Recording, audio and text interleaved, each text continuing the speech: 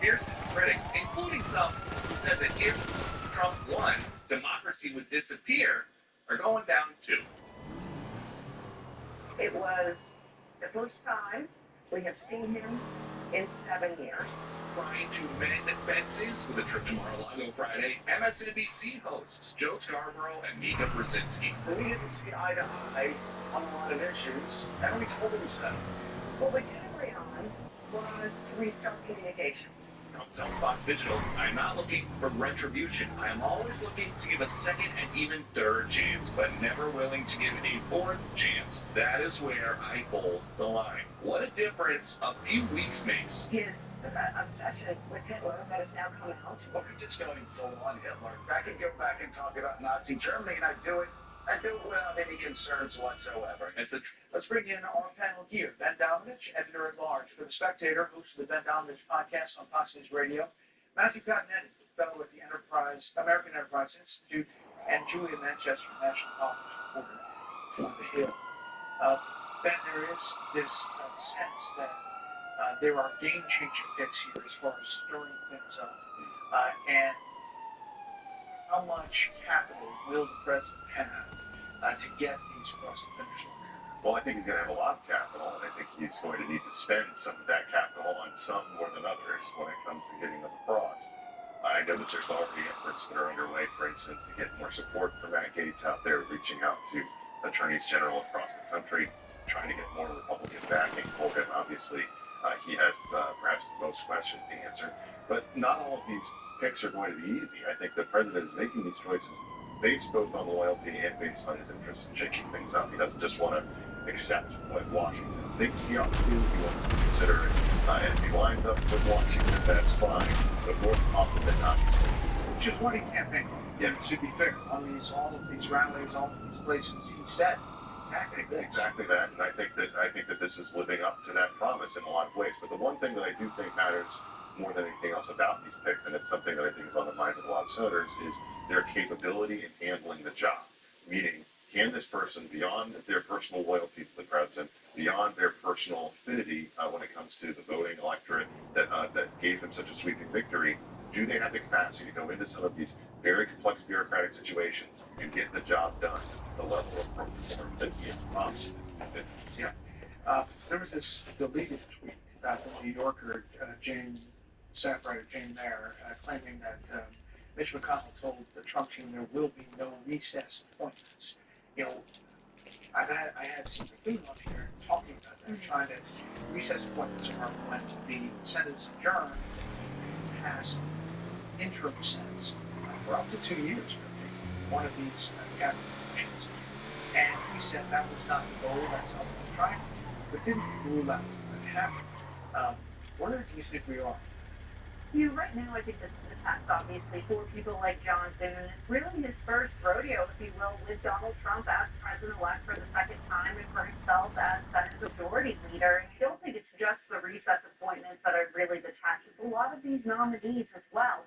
Look, I think it's been said some of these candidates have better chances than others, or it's going to, some might require more of a push than others. But, for someone like Matt Gaetz, I mean, from what we're hearing, there are serious doubts from a number of Republicans on Capitol Hill in the Senate. We know that Donald Trump is demanding loyalty from these picks, from these senators. So I think this is a big test in the first, confrontation or, I guess face-to-face a lot of these senators will have with the Trump administration. Matthew, it's being reported that the president-elect is making calls already on behalf of Gaetz. The Hill says the House Ethics Committee, the new Wednesday, and the debate over this Gaetz report, the debate over whether the panel should publish its report on Gaetz is heating up in the Capitol.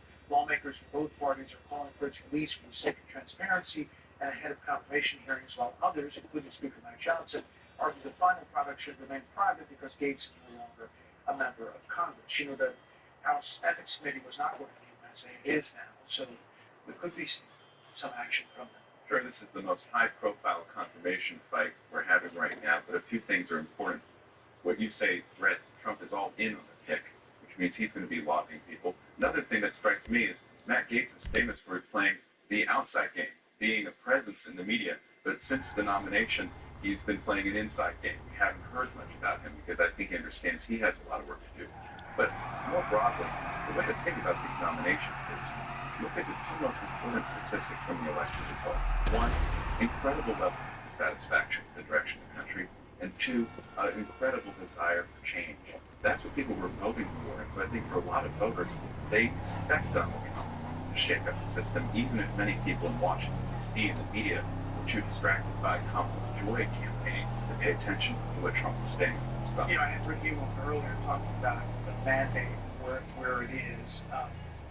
He said Nixon won 44 states in 72. Nixon depends out there to right 49 states in 72, just like Reagan in 1980 with Minnesota, and 84 for Minnesota, for Mondale for 1972 was Massachusetts, New York. Just want to make sure I'm clear on all of that. But as far as this, you know, he did campaign on this stuff, the shake-up. His win is across the battleground states, 312 to 226 on the but it's a divided country. It is a divided country, and I think that's one of the reasons why people talk about change. It's often, I think, focused a little bit too much on the idea of change generally as opposed to specifically what they want. What were they telling us? They wanted a better economy. They wanted a secure border. They wanted to, have a shift, I think, definitely when it came to an erratic foreign policy from Joe Biden, which, again, even today, I think we saw indications of was that is something that they have problems with. And I think that one of the things that comes down to is how do these people deliver on those results that people expect to see? Are they going to be able to do so? And that's a different question than if they're just someone who is already depicted as so many Republicans have their personal loyalty to the president and to his agenda. Here's Kevin O'Leary on the importance of the Treasury Secretary. We have a overburdened economy in terms of regulation. No matter where you look on the federal level, there's just too much red tape. $1 trillion worth of it. And this discussion, no matter what appointee in what place, whether it be Congress or Treasury, we've got to strip that away so the engine of America can function, the pistons can roll. That's probably the biggest choice yet. Kevin Warsh. You got it, God. I was lucky to win, man. Peace to the gods, peace to the earth. Hey, this brother, this guy, man, one of the best ships around. I've been hearing all the celebrities that be hitting me up, man. Like, y'all keep water speaking on nutrition, y'all keep doing some of this and that. You need to check out this guy. They send me his page, man. I'm like, man, whatever. Let me taste it for myself. Checking it out, tasting it for myself. Reporting out last week that maybe he's overstaying his welcome at Mar-a-Lago. But if we see Donald Trump really listen or this is what we need more of. We can get sort of an inside look at preview of what Musk's Zelensky administration will be as someone The crazy thing about this is, they don't just do what he wanted to. You know, come off your diet, come off the substances and all the ingredients that you allow in your body. You modify it just for me. And you see me and my manager, man. We're here in Miami. It's super good. To be put so good, I'm turning again tomorrow. We're still on the yacht. Let's book tomorrow, y'all. Hey, what are the requirements to qualify for the Richmond lawsuits? They're a little bit different. If you're a woman, As your port catheter in June, you look at that and you look at the movie that's just probably could have made that montage longer. What about this move and it's a sign of the times? They say only Nixon can go to China, only Nika can go to Mars. The way that the hosts treated this summit was like if they were conducting international diplomacy. I'm not sure what was going on, but I will say this. One of the big stories here is I think Donald Trump, actually in an interview to Fox reporter, treated it quite magnanimously and said, I'm going to give them a fourth chance, or a third chance. And so what this says to me is, like the Reagan election in '80, with the mandate that happened last week, 2 weeks ago, we see that all the scare talk kind of melts away, and that's happening on other cable networks as well. We shall see. Matt, thanks so much. Other members of the media are making pilgrimages to Mar-a-Lago. Joe and I went to Mar-a-Lago to meet personally with President-elect Trump. It was the first time we have seen him in 7 years. Now, we talked about a lot of issues, and it's going to come as no surprise to anybody who watches this show, has watched it over the past year or over the past decade, that we didn't see eye to eye on a lot of issues, and we told him so. What we did agree on was to restart communications. Joe and I realized it's time to do something different. And that starts with not only talking about Donald Trump, but also talking with him. Morning Joe went to Mar-a-Lago to mend fences. Let that sink in. Before they had Keyline Pie with him Friday, this is what they were saying about the guy. He is running to end American democracy as we know it. He's an authoritarian, assassinate generals that weren't sufficiently politically loyal to him. That's sort of straight out of the Nazi playbook. This is not a reach. I can go back and talk about Nazi Germany, and I do it without any concerns whatsoever. And if people can't start drawing the parallels, well, you're just stupid, or you have your head in the sand, or you're one of them. So that was all a lie. Their ratings are down, their networks for sale, and they're alone. So they just want to rehab the relationship. On again, on again, on again, on again. It's like high school. Trump could have easily pushed them into the pool and made them walk back to their Uber wet. But Trump was the bigger man. He says the meeting with Morning Joe was extremely cordial, and they congratulated me on running a great and flawless campaign, one for the history books. The ladies of the View saw right through it. A lot of people who are probably looking at what Joe and Mika did and find it opportunistic. There are people who change their stripes, or maybe their spots, I should say, today, depending on who is and I don't know what benefits them. But that's what they are doing. There's no way legacy media is going to stop Trump if the View beefing with Morning Joe. No. The resistance media is being divided and conquered. You know, peddling one conspiracy theory after another. Maybe you can analyze that or psychoanalyze that for the I can. Wow. I mean, Joe and Mika literally called Donald Trump Hitler, right? And on Friday, apparently, they went down to Mar-a-Lago in Palm Beach and met with Hitler to try to make amends. They called it resetting the relationship. I mean, this is the same couple that during 2015 had Donald Trump on their show 31 times by phone, and had some of the most sycophant interviews they could possibly imagine with him, to the point where Matt Taibbi said that those things, it was morning blow, they called it, that he called it, because it was that bad.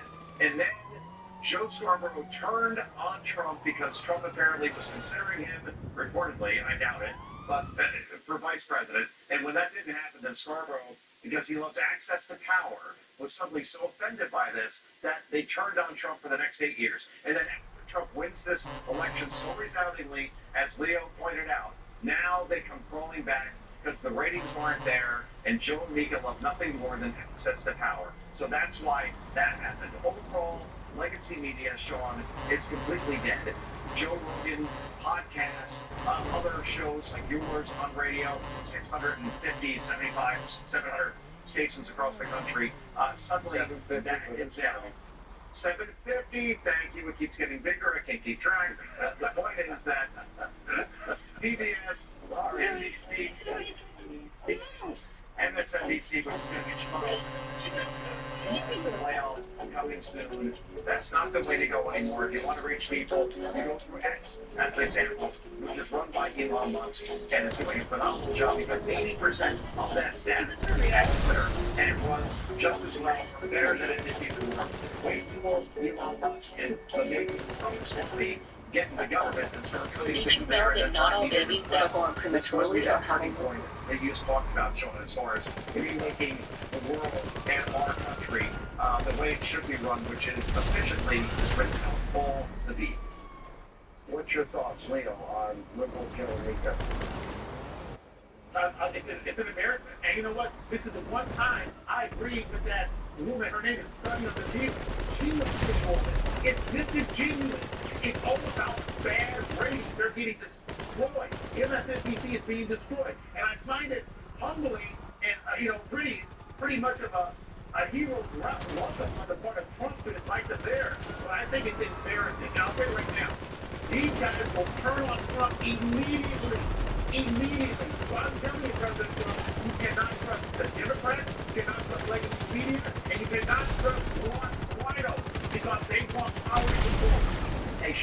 here. Hey, click here to subscribe to the Fox News YouTube page and catch our hottest interviews and more.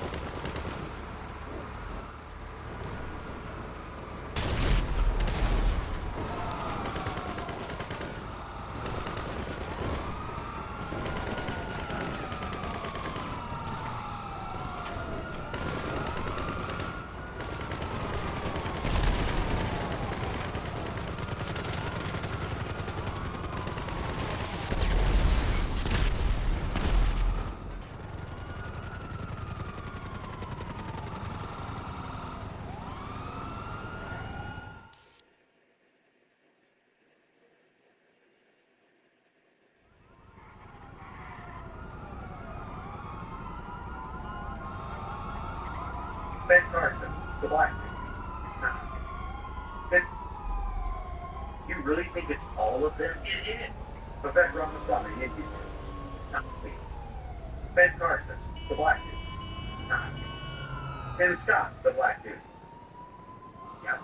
Tulsi Gabbard, the Hawaiian, who's a Democrat. Yep. Wesley Hunt, the black dude. Yes. Elon Musk, the green conscious guy who was the Democrats' favorite person 3 years ago from South Africa. Yes. RFK Jr., the Democrat, who's the one to make our food and our medicine actually safe. Yes. Can you not see it? Come on, man. Somebody is lying.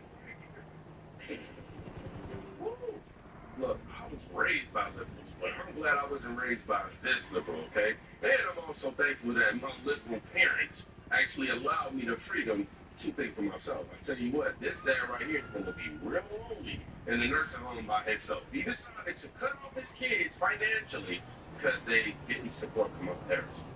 No, I'm not exaggerating. I'm dead serious. You f***ed around with your vote. Now it's time you found out. Am I the one for cutting off my sons financially after they voted for Trump? I, 52 male, have two sons. Isaac, 22 male, and John, 20 male. My wife and I have always leaned left politically, and we've raised our kids to value equality, compassion, and critical thinking. What? Translation, you've raised your kids to vote Democrat. Yep. That's pretty much what he's saying. If that was really the case, you wouldn't find the issue that you're going to find at the end of this. Compassion and critical thinking. We've had countless family discussions about politics and the impact of policies on people's lives. So you can imagine my shock when I found out after this last election that both of my sons voted for Trump. It came out during a casual family dinner when I asked, so who'd you guys vote for? Expecting them to either dodge the question or name one of the candidates aligned with our values. Isaac shrugged and said, Trump. His policies just make the most sense right now. John chimed in, yeah, I mean, he's about protecting the economy. People like us need someone who gets that. I stared at them, stunned. People like us? I asked. Boy, you've never paid for a single tank of gas, let alone rent or tuition. What exactly do you mean by that? Isaac rolled his eyes. Dad, I'm studying business. Trump's pro-business. It's not that deep. It's plenty deep, I snapped. You're backing someone who's gutted protections for the environment, undermined health care, and actively targeted marginalized communities. Undermined health care. Y'all do realize the Affordable Care Act, Obamacare, actually helped raise people's premiums, right? Like, paying more from your health insurance is actually a good thing for y'all. All Trump wants to do is revise and come up with something better. And he's the enemy for that? You people. Deep. It's plenty deep, I snapped. You're backing someone who's gutted protections for the environment, undermined health care, and actively Sugar is like cocaine to them kids. Because it's cocaine to the adults. Sugar is. Yes, because the media likes to make us the more marginalized community. So yeah, just speaking to us, like, come on, man, we had more jobs than ever. We had home ownership that was skyrocketing, like businesses that was started. Like, come on, bro, I was eating good. John shook his head. You're just looking at the negatives. He's strong on immigration and keeping jobs here. The conversation We always sell your price at Mark Dodge, the nation's largest volume Ram dealer. Get massive savings on heavy-duty Rams, discounted $16,000 during the Black Friday sales event, or upgrade to Grand Cherokee, discounted a whopping $14,000 at Mark. Best of all, you can do everything online and get convenient home delivery. We'll even pick up your trade. There's only one Mark Dodge, the #1 Ram dealer in the nation. Princess, you made it. Parents are monsters. And spiraled into a heated debate. I couldn't understand how they, having grown up with every advantage I could provide, could support someone who champions policies that harm so many people. That night I thought about how much my wife and I had sacrificed to give them opportunities. Make sure y'all remember this. He thought about how much him and his wife sacrificed to give them opportunities. And watch how he tries to make it seem like that isn't the case as to why he does what he does. I worked extra hours to cover their tuition so they wouldn't have student loans. I paid for their gas, car insurance, and even groceries. And this is what they choose to do with that privilege? A few days later, I told them my decision. If you want to support Trump's policies, you should also live by them, I said. From now on, you'll need to cover your own tuition, rent, and living expenses.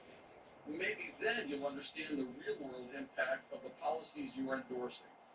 Isaac was furious. Are you serious, Dad?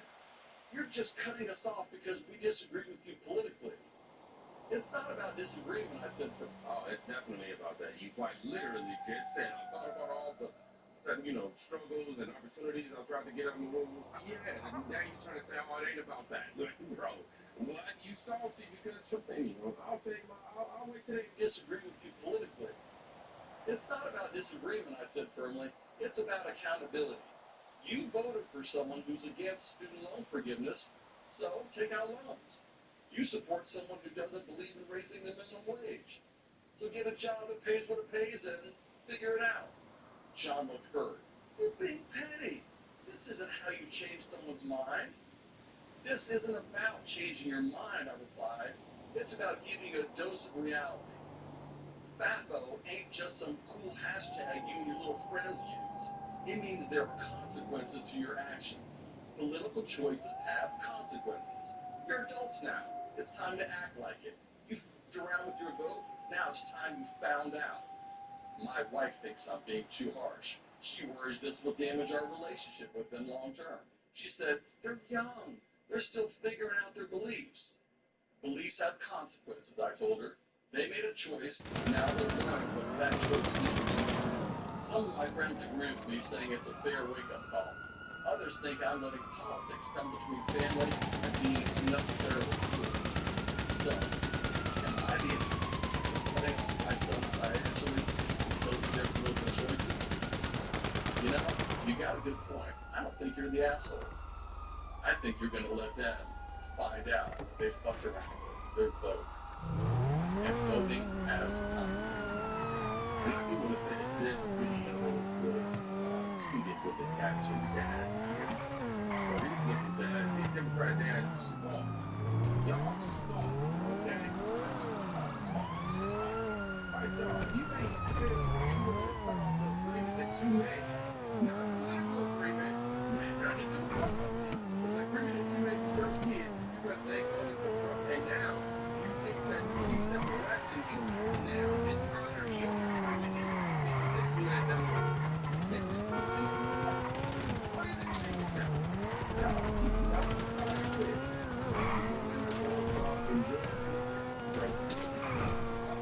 Oh my God, somebody said they got to get the Dedex here.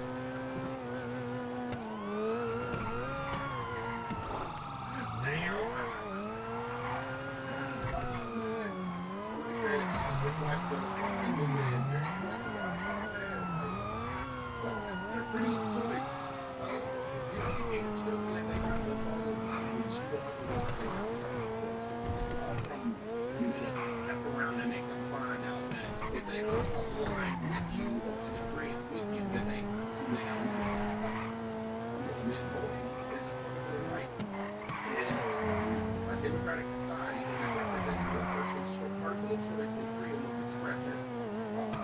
personal financial support is the this freedom of being a that for risk. I'm not saying it's important. And of course, like a person, like said, it's like that. We do something. Environment where financial security is tied to political freedom. This is the principles of independent. Yeah, and then it's AI that will put this in a legitimate way that I feel. That's the part of it. He's not even a name. That period. He's definitely the name. So he said, I don't know what his wife will bring.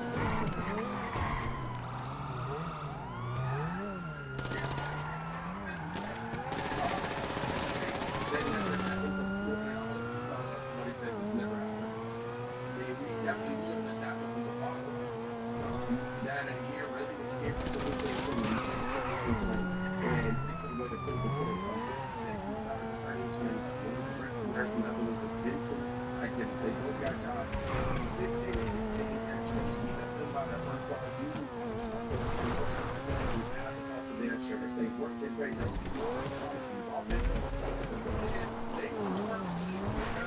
they announced successful women, and they yes, I'm glad you got this whole thing. Yes, it's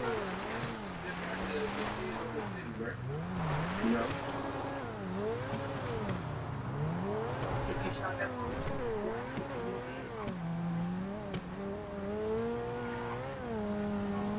Obviously, at the bulk of here, you got to be able to age your children who school, and then we have to take those children to school, and then the other one of them, they children really working hard with to get this up. All I'm saying is the fact that you set this up for this, they just take over the second play, and they don't even look at this. That's it. That says idiot. That says idiot. That says failure. That says smart. And so it's so they definitely have to show. At least more problems. I have to go crazy. I had the conversation before the right to ask.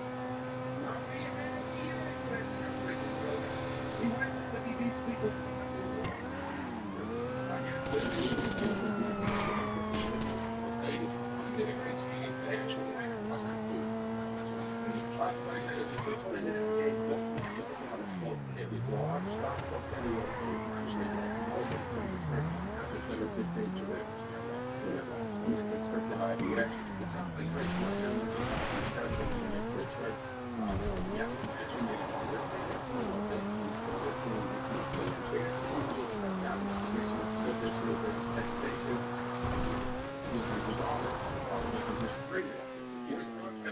Because it's a wonder difference, and we see it with the things for parental responsibility, especially if the children are still with the state of order. The freedoms to their education. Then you got polarization. Sometimes it's political polarization or political differences lead to personal or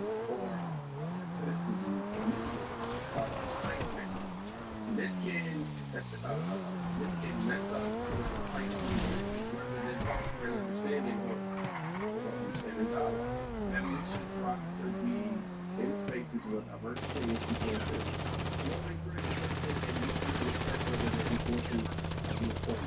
now, I had to add some words, and that was literally, they had stuff taken out. Then they got impact of personal and moral and ethical considerations, teaching and critical thinking, and obviously public sentiment. I'll just say this. The father who made this decision while rooted in his political conviction, conflicts with personal freedoms, and teaching your kids to follow if they don't follow what you believe in, they somehow believe you. So this is the exact thing that us Democrats, I've been saying, and y'all say,